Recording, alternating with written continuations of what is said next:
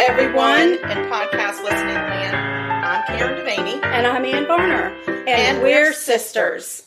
Welcome to Sugar-Coated Murder, where we'll discuss and probably inappropriately laugh about and comment on. Yep, one of our favorite subjects. Murder. Oh, and we love to bake. And why not combine our two favorite subjects? Baking and killers. Karen Devaney. Hello, Ann Barner. What you doing in my kitchen? Today I am making a Victorian sandwich. So, we'll be behind a spot of tea with it. Well, you know, when we're doing our podcast, we're always drinking our spot of tea. Well, I don't know if you've noticed this or not, but you're the only one that drinks that's tea. True. I'm the only one that drinks the tea. I am the one that makes the tea. Yes, you do, and you do such a good job. I would never want to take that job from you. You're having a spot of tea. And so, the reason that I'm making this, or the way that we came upon this recipe, is that, as you know, we are completely addicted to British baking shows. Yes, God, we love that great British baking show. We've watched everything that they've put out on Netflix. And hello, can I get one of those ovens? Oh, I love those ovens. Why don't we have those? There's a lot of things they have that we don't have, because I love their refrigerators. Their refrigerators are super cool, but just the oven where the door scoots in. Oh, it just makes so much more sense in life. I love it. Yeah, I'm sure they exist, but just outside of our price range, sugar. Yeah. There are people out there saying, wait, I've got that. Yeah, exactly. Well, damn it. That was in my old house. Chimneys. Yeah, that ain't us. So anyway, so the tradition is that my sister and I do not give each other birthday presents anymore. What we do is we give each other, we are in charge of making the dessert for their birthday. Yes. Whatever they request. And you requested this Victorian sponge. A Victorian sponge cake, please. Yes, so it's a Victorian sandwich. I don't know why they call it a sandwich, but it's because I guess you make a cake sandwich. I don't know. But you make a Victorian sponge, 2 layers, and then one layer is covered in, the first layer is covered in jam. Yes. And I cheat. I do not make my own jam. Why do you gotta tell people that? Well, just because when they get the recipe, they're going to be like, that hussy, when did she make the jam? Yeah. I buy really high-end jam. Today I've bought some wild blueberry jam. Blueberry. Because I love blueberry. Blueberry jam. Blueberry anything, and I love wild blueberries. And so I'm going to use that as a jam, and then you put like fruit on top of that layer, and you put some homemade buttercream, or you could use whipped cream, but that sounds so silly to me when you could make your own buttercream. And then you put the next layer on, and you put more fruit on it, and then you dust it with sugar. It's a very pretty little cake. So we're getting protein from eggs. We're getting our dairy in. Yes. From our fruit. We're getting our fruit. Getting fruit in. And whatever food group butter is in, we're getting plenty of that. Because there's butter in the buttercream and butter in the cake, and nothing's better than butter. Butter is the best. There's nothing better than butter. Gives you really good skin. Oh, yes. So anyway, that's what I'm going to be doing in the kitchen and it sounds complicated. It is actually very easy. It's just, you just got to follow it step by step. Yeah. Remind me to tell y'all one day about the recipe she then asked me to make her for her birthday, which had no less than 42 steps. I know, but I knew you were up to the challenge, and you freaking rocked it. I killed it. I was really determined. You did such a good job. Don't give me a challenge, lady. I know. Well, I knew that you could meet the challenge. Don't if you try had to given show me a good time. Don't give me a challenge, because I'll go find somebody to make it for me to pay them. It's very true. That is a true statement. Mm-hmm. It's who I am, girl. I understand. All right, so what kind of a murder do you have today? Oh, God, it's a murder where people die. Oh, no. Oh, yeah. It's serious business, too. Aww. So, this takes place in March of 2009. Okay. Early in the morning, actually on the 30th of March, a frantic call comes into 911 dispatchers in Tazewell, Virginia. Oh, Tazewell. A frantic employee from the Pizza Plus. That's where the Tasmanian Devil is from, right? No. Oh, sorry. No. So, a frantic employee, employee has called. Hello, my name is Frantic. I'm Frantic. I'm working at the Pizza Plus. There's a Pizza Plus. Yep, and it's in Claypool Hill, Virginia. I've never heard of Claypool Hill, Virginia, and I'm Virginian. It's up close to Bristol. It's in the Blue Ridge Mountains. That's why. Say no more. Yeah. The employee had walked in to open up the restaurant, discovered another employee, Valerie Looney, laying in a pool of blood. Oh, no. That's just awful. Oh, my gosh. I just cleared my throat on my podcast. You did. That's so rude. Please forgive her. Please forgive me. That's disgusting. Yeah. All right. So police arrive, and they find Valerie in the kitchen. She had been bludgeoned to death, and her throat had been cut. As a matter of fact, it had been cut so deeply that her head had almost been cut off. Oh, God, that's really nasty. Upon further investigation, they found Valerie's husband, Harvey, just outside the back door of the restaurant. That was not a gong. It was actually the ball. Listen, I'm telling a serious story. I know, These sorry. people have I didn't died. want people to think that I gonged the dinner bell. You just need to be serious. I am. Okay. Anywho, poor Harvey, outside the back door, also dead, also has a cut throat. Oh, gosh. Harvey's the husband, by the way. The girl that's dead? Of Valerie, yes. Okay. And March 30th would have been Valerie and Harvey's 29th wedding anniversary. Oh, wow. I know. They're really in it to win it. But super sad. It is quite sad. Yeah. So police start to search and see if they can figure out what happened. They find there's blood on the fire extinguisher. Oh. And they determined that that was the weapon used to bludgeon poor Valerie. Oh, my gosh. And then they also noticed that someone had mopped the floor in the kitchen. There was a mop. I didn't do it right. Oh, my keep God. Going. Just You know what, lady? We're trying to do a podcast here. Can you just stop screwing up in the kitchen? Just I got for a it. minute. Just keep going. Stop being so distracted by me. For heaven's sakes. Anywho, poor Harvey. There was a mop. Somebody has mopped the floor. So there are no footprints. And they've left the mop by the back door. Because they had to mop as they were backing out. Seems like it. But there are bloody handprints on the mop. Oh. Ooh, don't. Dumbass. Right. So the investigators say, let's see what this person that made the 911 call has to say about what she thinks might happen. So they sit down with her. Her name is Michelle. And they ask her, is there anybody that you can think of that maybe the Loonies would have not been friends with? And she mentions... Wait, their name is Looney? Her last name is Looney. I thought you were saying, do you know any Loonies that would have done this? Oh my gosh. No. Sorry. This is going to be a really, really long murder, people. I woke up with attention deficit disorder this morning, so just give me a break. I'm watching you struggle so badly in the kitchen. It's not going to go well. It's fine. It's because she has insisted, though the recipe does not say to, she has insisted upon sifting the flour I don't and like sugar. what's in my sugar. I don't like it, and I gotta get it out. Anyway, I'm trying not to be distracted by the crazy in the kitchen. So, Michelle, the employee from the Pizza Plus, mentions that there is a guy that came in. His name was Homer Smith, and he would come in and talk to Valerie. And Valerie had mentioned that he was starting to scare her. Oh wow! And the staff at the Pizza Plus suspected that there was some illegal activity going on next door at the car wash where Homer worked. Wow! And they thought maybe they were selling some drugs. There was some sort of drug activity going on at the car wash.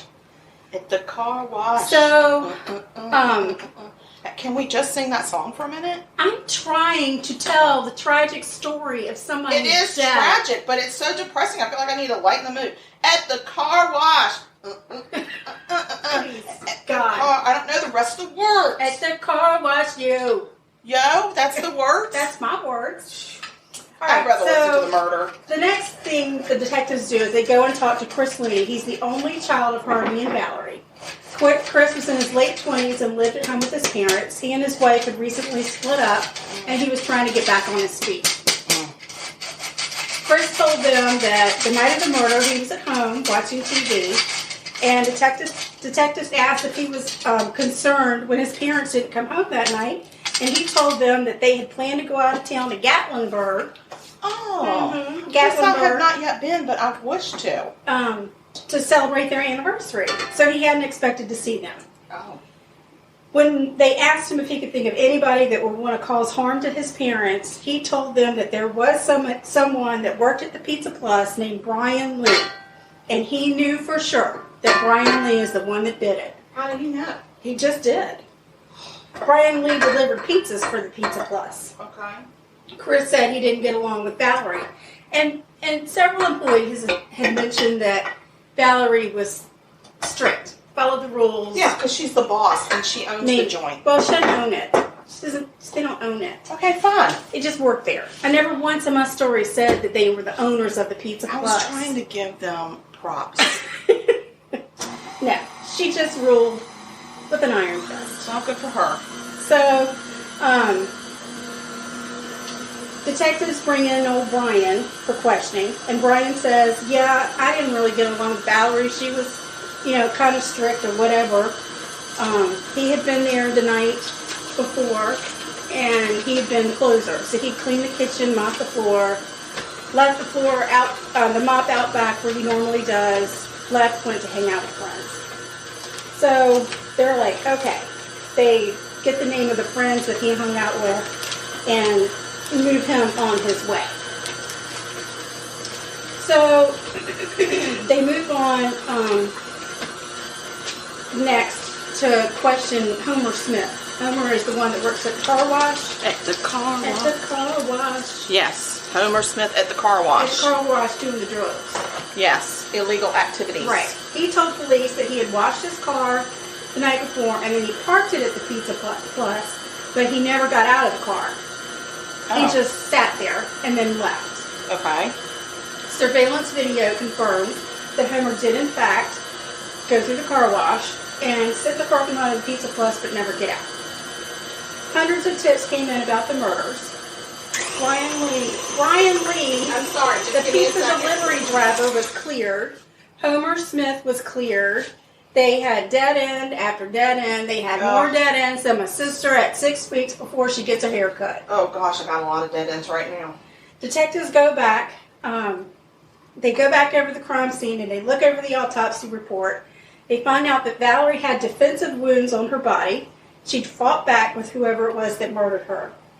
Harvey didn't have defensive wounds. In fact, the autopsy reported that he had some bruising around his neck, but he had actually died of a heart attack. And the autopsy also noted that his throat had been cut after he had died. Wow. So Valerie died from blunt force trauma to the brain. Okay. And her throat was slit too. Her throat was cut, but it was. But after. It wasn't after she died. Oh, so it was while she was still living. Right. Not like Harvey. Right. Okay. So Who's her husband? Yeah. And their last name is Looney. Yes. Okay. I got Married 29 years. Yes. Or 28 .99. years, 364 days. Gosh. Well, I guess you're still married even after you die. I think you are. Anyhow, the investigation comes to a complete stop. This was in 2009. It isn't until 2012 that the case is assigned to an investigator with a fresh set of eyes. Okay. His only job is to go through that file and try to figure out anything that would help him solve that case. Oh, good. So this Claypool Hill, Virginia, is Yes. the town is 4 miles. It's a wow. 4 mile wide, long town. That's it. That's it. So the people that live there are just beside themselves that these police officers couldn't figure out who killed these people. I mean, my God, there are only so many people that live in the town, right? I would think.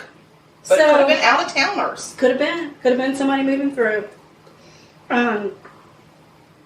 Luckily, this detective, his name was Detective Hall, had been to a FBI seminar in Virginia Beach, Virginia. Oh, I know where that is. And there was an agent from the Behavioral Science Unit that had given a presentation on profiling.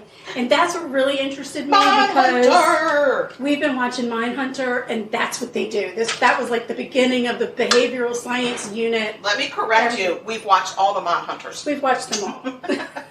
We're waiting for season 3. We are patiently waiting. Not patiently. Anywho, Detective Hall decides to send the information that he has in the file to the Behavioral Science Unit at the FBI to see if they could come up with a profile for the killer. The profile they came back with says the killer would be male, between 20 and 30 years old, with a high school education, but no more. Oh my God, I just cleared my throat again. Every time you do that, I'm going to throw something at you. Yes, make sure it's food. No, because you'll just be constantly clearing your throat. He would be someone familiar with the operation of the restaurant, and he would have had a personal issue with the victims, especially Valerie, because the killer had shown so much rage in her killing. Right. November 12th, Detective Hall goes back to talk to Chris. Chris, who you'll remember is the son. Yes, I do remember that now that you said it. So he goes back and he says, you know, I've taken over the investigation, and I'm going to find your parents' killers. Oh my gosh. He goes back, Detective Hall goes back to his office and starts talking to some of the investigators who had done the work originally. Okay. And he says, you know, I had a conversation with Chris Looney, but he acted really strange. He was only giving yes or no answers. He was not invested at all in the conversation. He was acting loony. He was acting loony. Mm-hmm. Because his name is Looney. That's right. He can't help himself. So he says, is there any information you can give me? What was the initial interview like with Chris? And they did mention that they had asked him to take a polygraph test. Initially, he had taken it, and he had just barely passed. He was borderline. Borderline. Do I need to break into my Madonna? No. Please, God. I don't feel like this is a good opportunity to do that. No. Didn't you? No. Stop. I think we already talked about how you weren't going to do that. Oh, yeah, I'm not supposed to sing anymore. Shoot. Well, I'm just saying, cue music in your head. Right. And the Madonna, borderline. Oh, right. Okay. So Detective Hall starts talking to other family members about Chris. And he finds out that Valerie and Chris had hit a big old bump in their relationship. Chris had actually assaulted Valerie on more than one occasion. What? And family members had noticed bruises on her arms and asked her, they're like, we know Harvey didn't do that to you. What is going on? And initially Valerie said, you know, you just bump into things. And they continue to press her. I do agree with the bumping into things. Yeah. Finally, she admitted that Chris had physically assaulted her on more than one occasion. That he had a very bad temper. And that's not okay. Do not hit your mama. Don't hit your mama. I don't care who you are, what your problems are. Don't lay hands on your mama. Don't. You can smack her if you're eating something good. If you're eating something good, but that's it. But if you have a sister, you should hit her instead. Yeah, by proxy. So, a friend of hers said he told her that Chris needed help, you know, to get him some help, and Valerie said, we've tried, and he refuses to get any help. Let me tell you, he'd be camping outside in the woods then. Right. Get out of my house. Get out my house, you stupid mouse. So I just want y'all to know. No, don't tell him. Briefly, that my sister is licking the mixer paddle to my kitchen aid. Just so you know that I've already put all the stuff in the oven. It's all in the oven. That's not the point. The point is, she's not offered me a taste. Well, she has instead put her tongue all over the mixer so that I, in fact, cannot have a taste. And she's put water all in the bowl so I can't even taste the batter. I want you to be surprised. Yeah. Well, let me tell you something, lady. Payback's a bitch. Listen, lady. Get you. I'm going to get you, lady. Please continue with your murder. You're very distracting. Okay. So Chris had assaulted his mom. Oh, man. So now we've got Chris who fits. He's in his late 20s, early 30s. Oh, yeah. He fits the profile. He never went to college. He only graduated from high school. I don't know why that's not a big important. Deal, but whatever. And he knew the operation of the pizza restaurant because he had been in there multiple times and at one point had worked in there. Yep. So here's the problem. Because he is the biological son of Valerie and Harvey, any of the DNA evidence that they have isn't going to point to him because there won't be any way to differentiate between the DNA profile of his mom and dad. Damn. Right. So the only thing they can do Fingerprints. is bring him back in and question him again, see if he'll break under. Yeah. So knowing that they might be a little bit out of their league, the police department hires a professional interrogator. Oh, look at them. They've got That is badass. Yeah, they've got a defense attorney. I think that's my calling in life that I missed, but go ahead. They've got a defense attorney, the state police trooper, investigators sitting in another room watching through a window, and they're recording the conversation that's going on with Chris. So he comes in, or they call him back and say, hey, can you come in and talk to us again? We think we might have some new leads. We have new information on your parents' case. So he says, yes, sure, I'll come down. Well, on the day of the interview, Chris calls and cancels. Oh, my gosh. Tells him that he doesn't have his driver's license. We'll come get you, fool. Therefore, he can't drive. Or, as they say on River Street, call a handsome. A handsome? Call a handsome. Detective Hall, in fact, called a handsome. There you go. He sent someone over to pick Chris up, and then Chris agreed, to come in and sit down. During the interview, the interrogator points out there are a lot of inconsistencies in his story. One story specifically that was inconsistent is that Chris had said his parents were going to go to Gatlinburg to celebrate their anniversary. Yeah. After they got off work the night of the murders. Well, when they questioned some of the townspeople, and that's a small town. Small town. So they actually talked to the dentist in the town who was friends with Harvey. Was it Dentist Nan? Excuse me?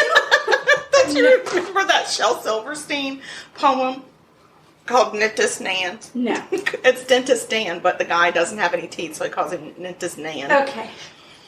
Dear God. Please give her some sort of medication to help us get through this. Got it.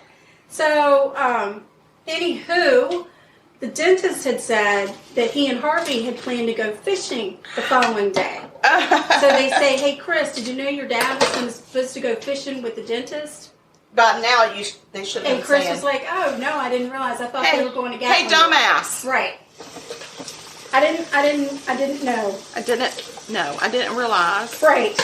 So, after a lot of questions and telling him about the inconsistencies, talking about the crime scene, under his breath, almost in a whisper, Chris says, it was an accident. Oh, God. I accidentally beat my mother to death with a fire extinguisher and cut her throat. Oh, yeah. I hate it when those happen. The accidents, totally an accident. I mean, he must have mean- been an accident-prone kid because he was constantly accidentally hitting his mama, too. Right. I didn't mean to hit her and fight her and cut her throat. Oh, my gosh. And what then a nasty kid. Almost took her head off with my knife. Yeah. That was an accident. Jackass. So anyway, he finally admits that he went to Pizza Plus on the night of the murders. He went to ask his mother for money to pay some court fines, explaining that if he didn't pay them, he would go to jail. I think he was going next door to buy some illegal items at the car wash. It sounds like that this Chris fellow might have gotten into some trouble with the law, which might be why he doesn't have his driver's license. I mean, it's fine not to have your driver's license, but take not care if of it's your because shit. you did something wrong. Take care of your shit. It's not your parents' responsibility to Completely take care of your shit. Clean up your own mess. Agree.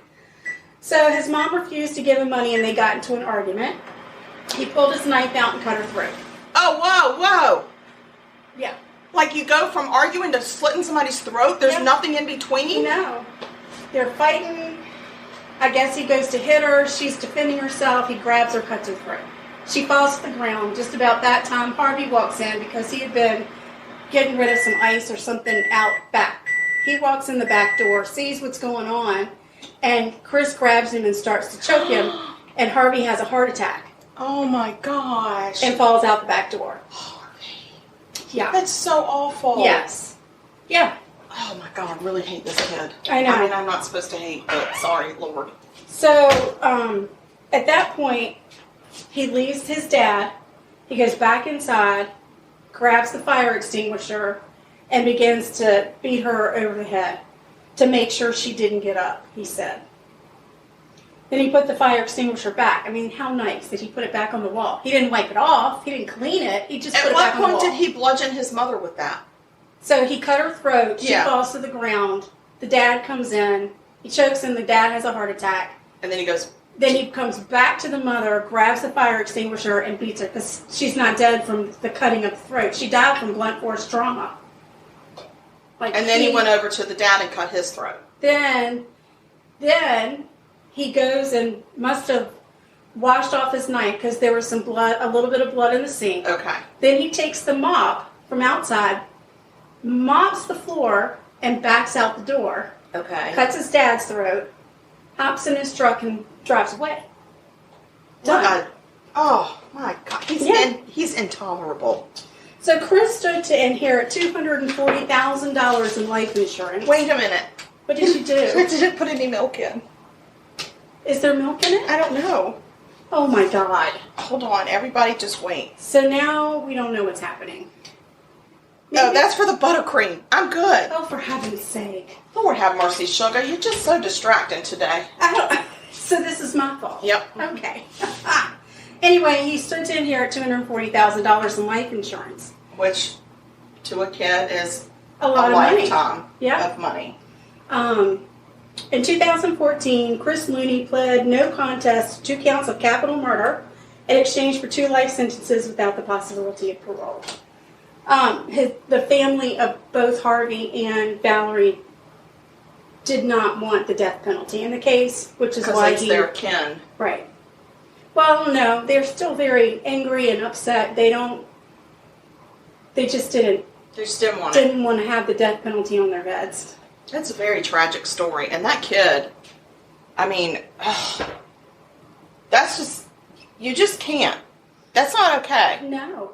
Kids that turn against their family members, really, it's quite disturbing. It is, and it's so hard. I can't imagine being in a situation where I've let my grown son move back into my house, and because he's fallen on hard times, and he puts his hands on me or something. Yeah, can you imagine Harvey as he walks in and his grown son has already slit the throat of his mom, comes over and starts to choke you. No wonder he had a heart attack. Right. He's like, what the hell is happening? Right.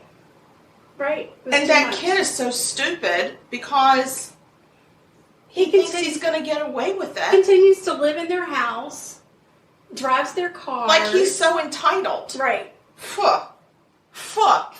That's what I'm saying. I'm saying fuck. I don't think so. Back it up. Yeah, see, he'll be sitting in jail for the rest of his life. Good. Hopefully. I hope nobody writes him letters and nobody sends him anything. No, you know there's going to be somebody out there. Because it's weird when women marry the men in prison. Like, what is that? Like Lacey Peterson's husband. Yeah. The lady that was so in love with him. That's disturbing. I don't understand that. Like, he's in jail. Oh, that was something different. No. I did. One of us did a murder. I can't remember which one it was. About a lady had actually gone to the jail and married the guy and had his baby. I can't remember which one that was. We may not have done that one yet. We may not have. Now we've tipped our hand and we can't do it. No, because I'm not giving any names, and That's true. You haven't, and I have no idea what you're talking about. So probably nobody else does either. Yeah, obviously you don't pay attention to me when I'm doing the murders. What's your name? Yeah. Who you with? Mm-hmm. Who there? Well, that was a crazy murder. It was. It was crazy. In Virginia, where I was born. Okay, stop rubbing that in. What? You wanted to be born in Virginia? Well, yeah, I was the only one in our family not born in Virginia. It's all good. You want to be different. I do. Hi, I'm different. I don't even think I belong to y'all, so wait till I get my DNA done.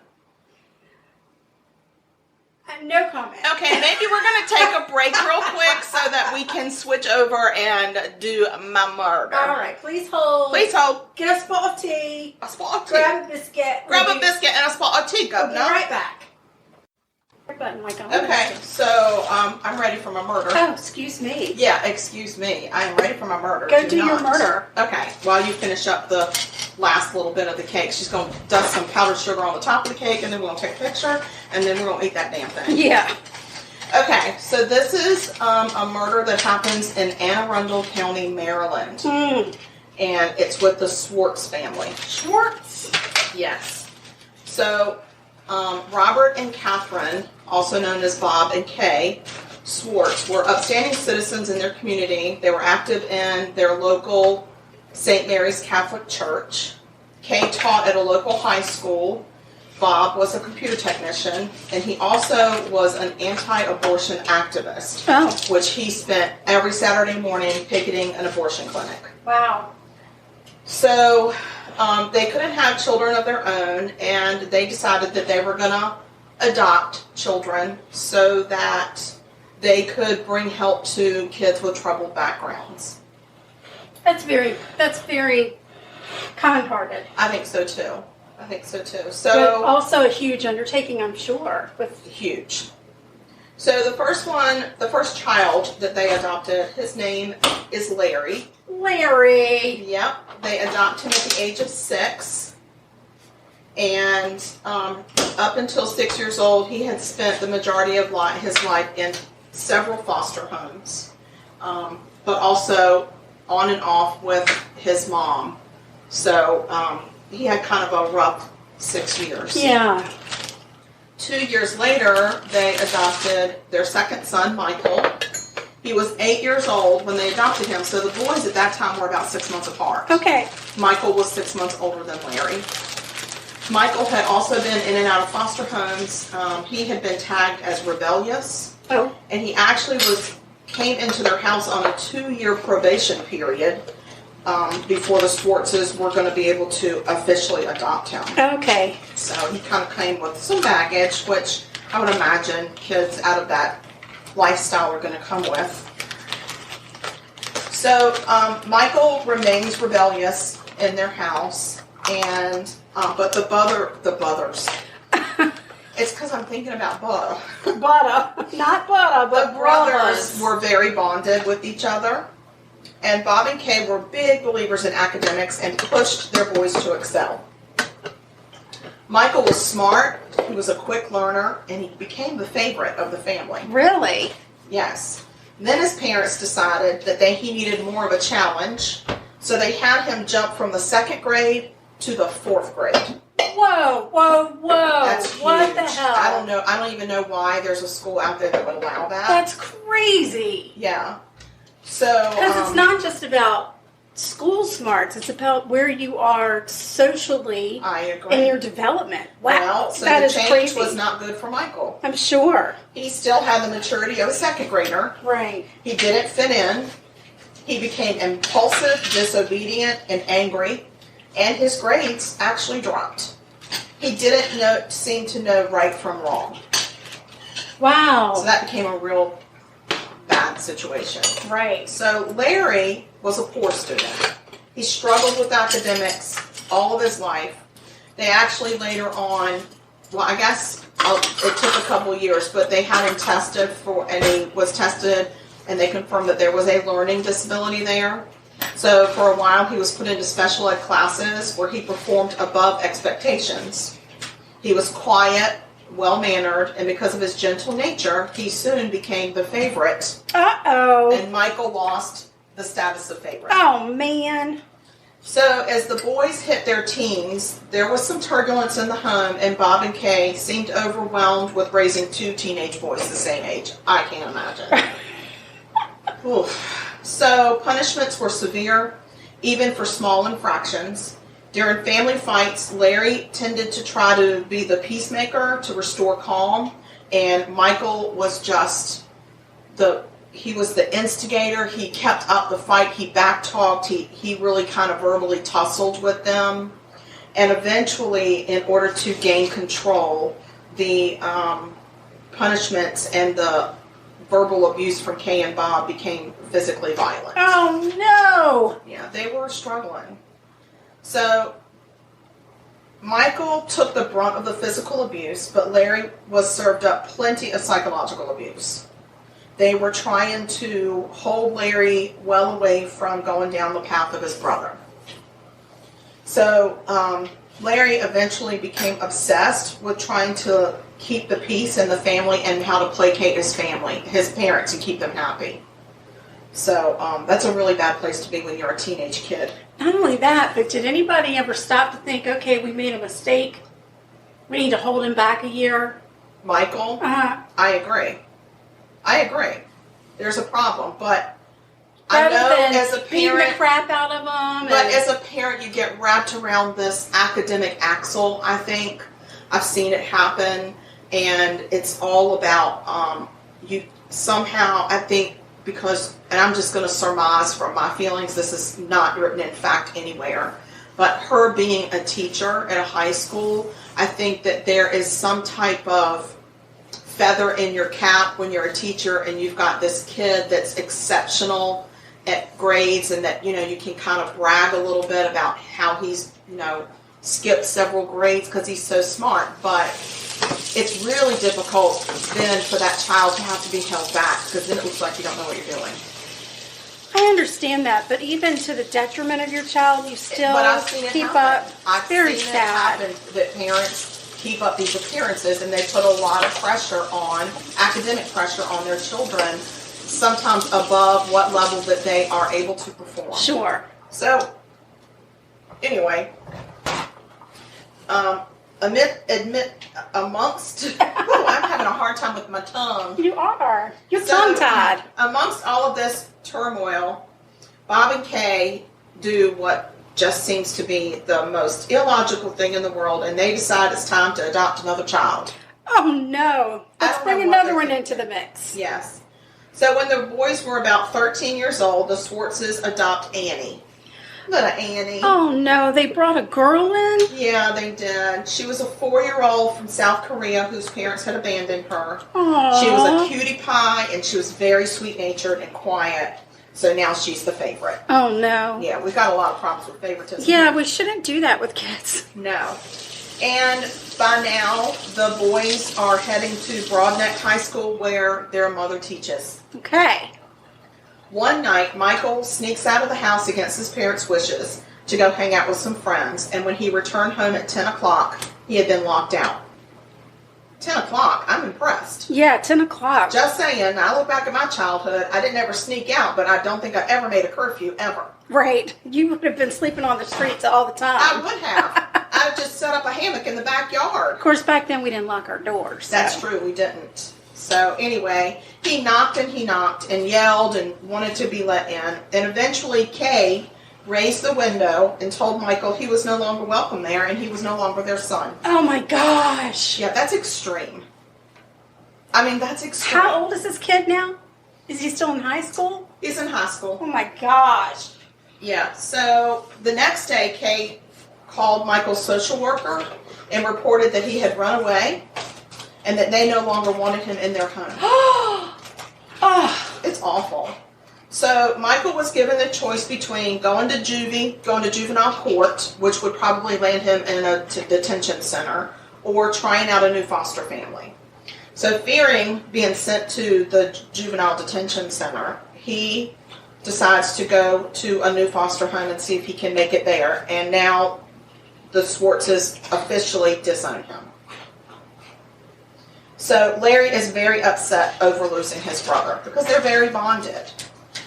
They remained close and they talked on the phone almost every night. I really don't want to come off as judgmental, and I'm really not being judgmental. Well, you might be. I'm not. But we're not. human, and so if we do judge, it's out of a place of ignorance, and we mistakenly And judge. I think this is totally ignorance on my part, but couldn't there have been another way to resolve the situation and go from countless. You're locked out because you skipped curfew again for the 500th time to curfew, I don't want you to be my son anymore? It wasn't 1 o'clock in the morning.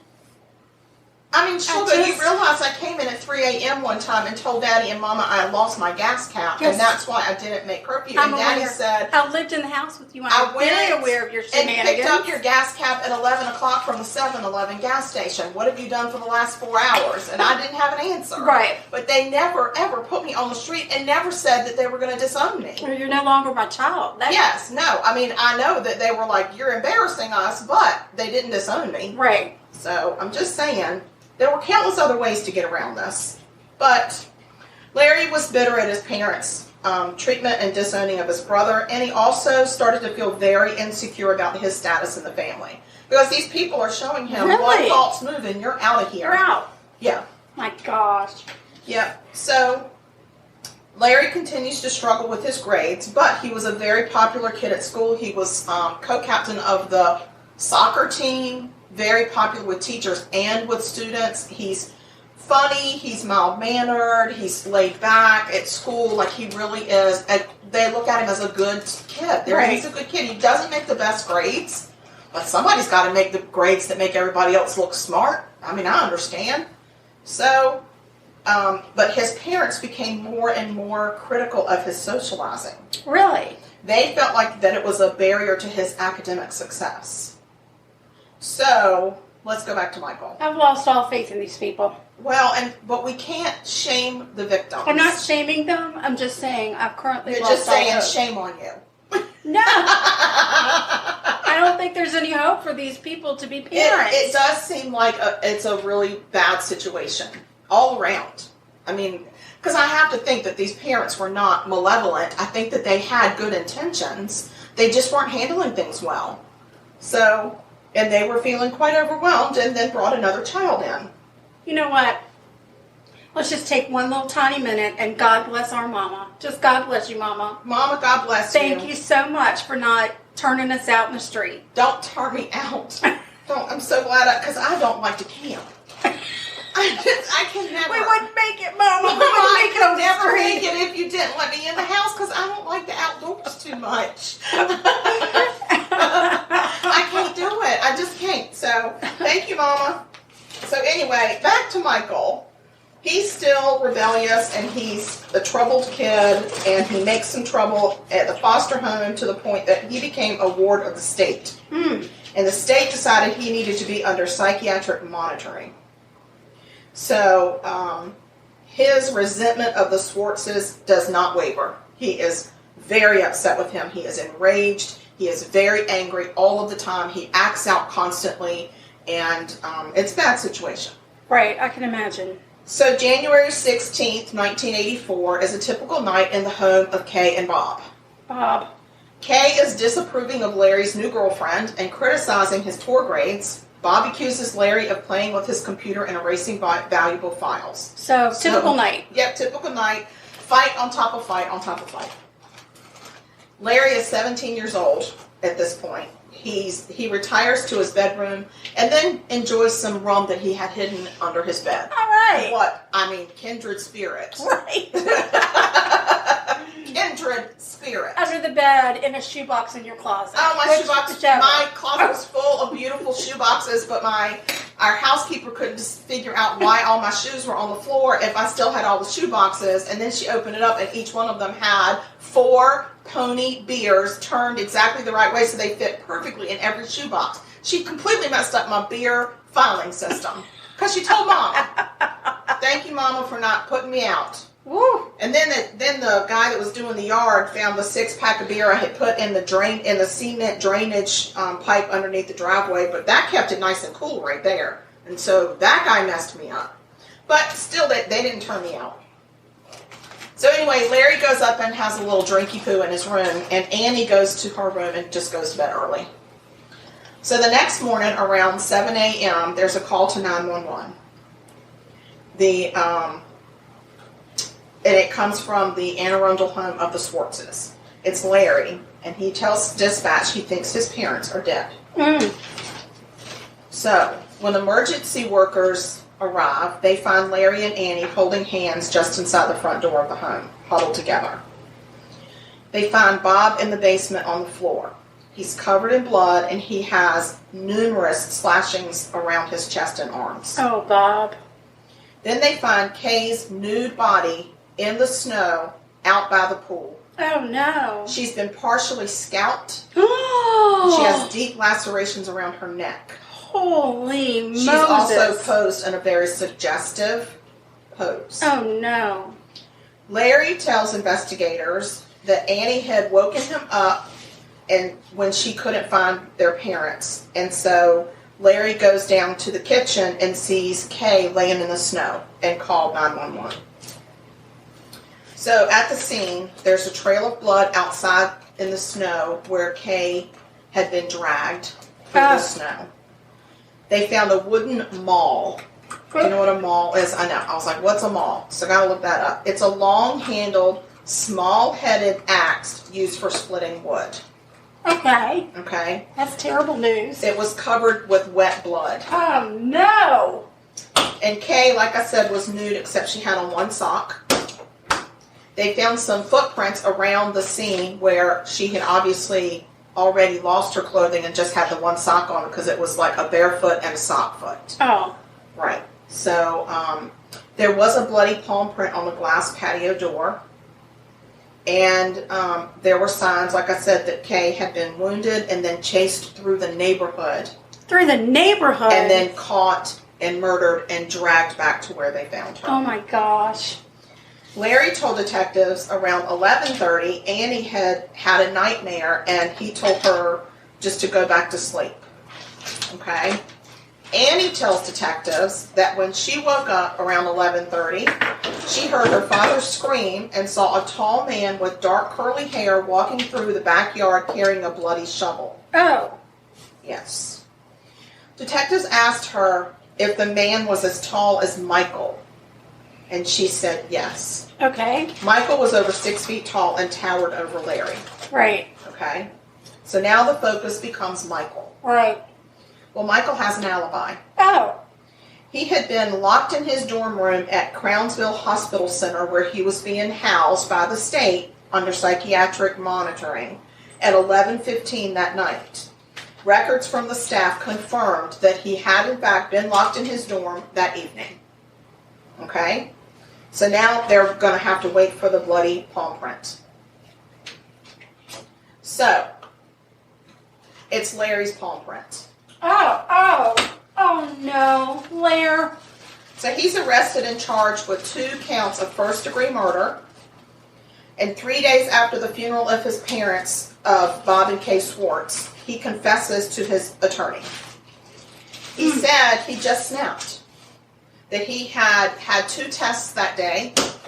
And when Kay she was lounging about in her pajamas, and she asked him, how did you do on your test day? And he said, well, I did really well on one and not so good on another. And she made a really snide remark to him, and it really set him off. Wow.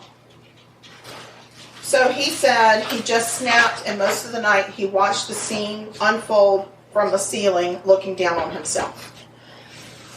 Oh. So he was kind of having an out-of-body situation. So the judge stated that the case was possibly the most tragic in the county and maybe even in the state. He just thought this was such a tragedy that it was like an unstoppable freight train. Right. Because of what was going on in the house. And he had a lot of compassion for Larry. So there was some psychological testing ordered, and it showed that he was just an average teen, but he really needed some professional help to cope with the tumultuous environment in which he lived. And there was still some trauma left over from before he was adopted. Right. Because they found out that he had actually suffered a lot of abuse before he went to the Swartzes. Oh, gosh. And nobody had ever addressed that. So I guess in psychological discovery, it comes up. Right. And so he had never dealt with that. So Larry is sentenced to 2 20-year sentences that run concurrently. Okay. That means they run at the same time. Oh.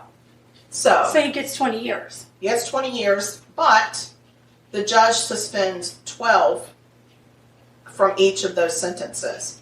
So he gets 8 years. Holy crap. And he is told that he will be serving that time at what's known as the Patuxent Institution in Jessup, Maryland. It's a correction unit housing the criminally insane. Here's this now 18-year kid that's going to go into this criminally insane unit. I mean, that's got to be horrible. So he survives it. He's released in 1993. So he only served 9 years total. For 2 murders. For 2 horrific murders.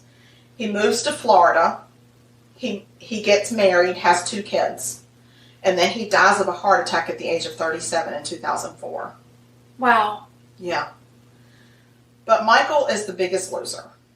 Because, I know. Really? Because it feels like Bob and Kay may have been the biggest losers. I mean, as far as the kids go. And what about the poor little girl? She gets at first she gets moved over to the Eastern Shore to be with family. But still. And then after that, she's readopted. And excuse me, Trout, this is my computer. Try to press a button. Get, scout, Trout, with your snout. Ugh. Anyway. Yeah, so, let's think about this for a second. That poor girl gets adopted. She's in this horrible household. She's the favorite. She's got 2 brothers that are assholes. One gets kicked out. The other one's hanging in. And then he murders both the parents. Then they send her to live with family members of Bob and Kay. Right. And then they decide they don't want her. No, she gets readopted and goes to live in Annapolis. I'm hoping that whoever readopted her treated her like a princess. And that she's gotten some major psychiatric care. Oh my gosh. Because this is traumatic. But I don't know because they didn't say anything else about Annie, so stop trying to take me down a rabbit hole. I'm not. I just wanted you to know that I don't think Michael's the biggest loser. Well, just listen to me and I'm going to say why. Okay. So, Larry's in prison. Okay. Annie's readopted. Okay. Michael, at the age of 18, has nobody. Nobody. Okay. So, nobody stepped up and said, we'll take Michael too. They just left him on his own. Okay? And he continues, and he doesn't get psychiatric testing or treatment or nothing. So, he continues with his troubled life. And at the age of 25, he commits a murder during a robbery. He was robbing a man for a jar of coins. Nope. Quarters. And he murders him. Accidentally. But it was an accidental murder. Oh my gosh. But Michael I keep hearing about these accidentals. Life without parole. There is no judge there for compassion. There's no judge there to say you grew up in a really difficult situation. None of that. At this point, you're 25 years old, you murdered somebody for a jar of quarters, you're going to prison, life without parole. I think that's a good, sound judgment. I mean, I know it's a good judgment. I'm not questioning the judgment. I'm just sorry that Michael... It would be different there's no happy ending for him. Maybe it is a happy ending for him. Oh, because now he's so happy? Because now he has somebody. Oh, he's got a lot of bodies. Yes. Not people that he needs to hang out with. You and I don't see eye to eye. It's better than nobody. That's true. I ain't got nobody. Okay, so I'm not supposed to sing in my podcast. So anyway, that's the end of my story. Oh, okay. But I do want to cite my sources. Please do. Not my sourcage. Your sources. Not my breakfast sourcage. My sources. I used some articles from the Washington Post, the Baltimore Sun, and this 2 websites. One's called thoughtco.com and the other one is called Crazy Killers, both with a K, .wordpress.com. Wow. Look at that. You did a lot of research. Look at me with the research. Well done. Well done. I'm sorry, Virginia Reese is not here to know that I researched something. She's probably laughing at you right now. She's probably laughing right now, saying if you would just put that much research into that stupid Grapes of Wrath term paper that you wrote for me, then things might have turned around in your life. It's okay. It's all good. God bless her soul. God bless you, Virginia Reese. Yes, absolutely. And Mama for not turning us out. And Mama for not turning us out. And me for being the middle child and growing up in just a ridiculous situation with these 2 heathens. Oh, please. Please. Please. So, anyway, that's my murder, but I did want to tell you one thing. Let's hear it. First of all, I want to thank everybody for listening. We're over the moon excited that we have finally launched and that people are actually listening to us, and nobody yet, knock on wood, has disowned us. Not yet. Not yet. Not yet. Stay tuned. It's coming. So, the other thing is, if anybody wants the recipe to my Victorian sandwich, so you can email us and we'll give you a recipe. I'm going to give a shout out to Miss Caitlin because she emailed us and she got 2 recipes from us. Thank you, which Caitlin. means A, I know she's listening, and B, she's hungry. She's hungry. She's she hungry, girl. So anyway, shout out to Caitlin. If anybody needs to or wants to not murder us. Don't murder us. Gosh, please don't no. murder Please. us. That's so bad. No, that's just mean-spirited. We really don't want any murder. No, and you need to get your words straight. I'm having a hard time today. Murder.sugarcoated@gmail.com. Yes, Murder.sugarcoated@gmail.com. Yay! Yes. So anyway, we hope that you all enjoy. Where's my cake? Oh, please, let me just give you a spot of cake. I need a spot of cake. Yes. Here you go. Please. Have a taste. Okay. Looks good. Oh, gosh. I can't wait. Oh, it's very pretty. I did a good job. Oh, okay. Sweet baby Jesus. That is so good. That is so good. Lord have mercy. Oh my God. And just so everybody knows, I don't use the buttercream recipe that they give on this, the but you buttercream can. is so good. I use my own buttercream recipe, and if you want my buttercream recipe, you can email us and ask for it. I'm happy to share it with you. I've just been making buttercream for so long that I don't even use a recipe anymore, but I can write it down. Hey, guess what? We also have a Facebook group.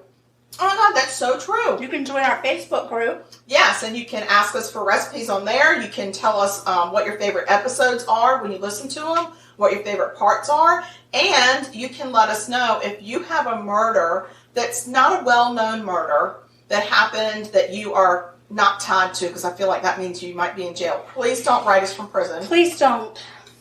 We will not open any jail mail. No jail mail. No, we'll put that through the shredder. But if you know of a murder that happened in your hometown, or that somebody that you know murdered somebody, or somebody got away with murder, let us know and we will do Oh my God, that. don't tell us about that one. Don't tell us about somebody that got away with murder. No, because then they'll be scary. upset with us when we talk about it. Yeah, because then they'll think we know. And then they'll bring murder to us. And I'm pleading with whoever is listening, even if it's just Mama, don't murder us. Don't do that. Don't do murder to us. It's not nice. No. So anyway, we're going to go. We're actually going to go and see our friend Farmer Katie. Farmer Katie. We love Farmer Katie, and her sweet little baby pygmy goats are adorable. So sweet. So we're going to go. Y'all stay sweet, and I hope y'all have a great week, and we'll see you on the flip side.